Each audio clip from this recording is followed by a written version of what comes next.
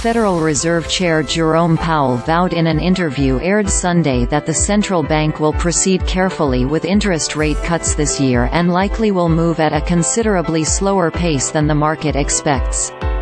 In a wide-ranging interview with 60 Minutes, after last week's Federal Open Market Committee meeting, Powell expressed confidence in the economy, promised he wouldn't be swayed by this year's presidential election, and said the pain he feared from rate hikes never really materialized.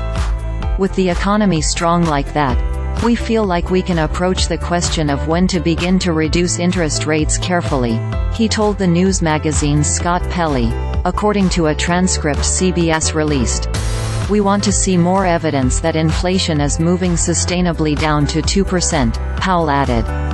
Our confidence is rising. We just want some more confidence before we take that very important step of beginning to cut interest rates. As he did during a Wednesday news conference, he said it's unlikely the FOMC will make that first move in March, which futures markets had been anticipating.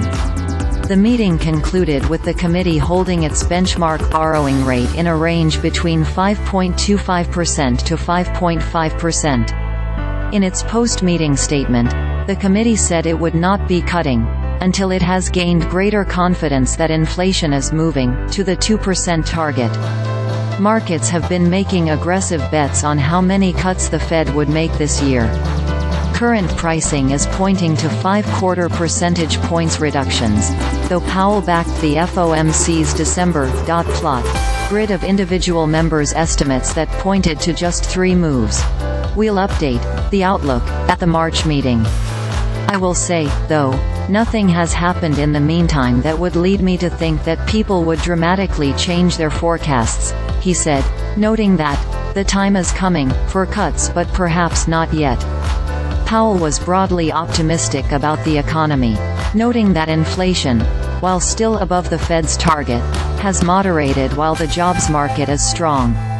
Nonfarm payrolls accelerated by 353,000 in January, the Labor Department reported Friday. The biggest risk, he said, is likely from geopolitical events. During the Fed's annual retreat in Jackson Hole, Wyoming, in August 2022, in the early days of the rate hike cycle, Powell warned that the policy tightening would cause some pain.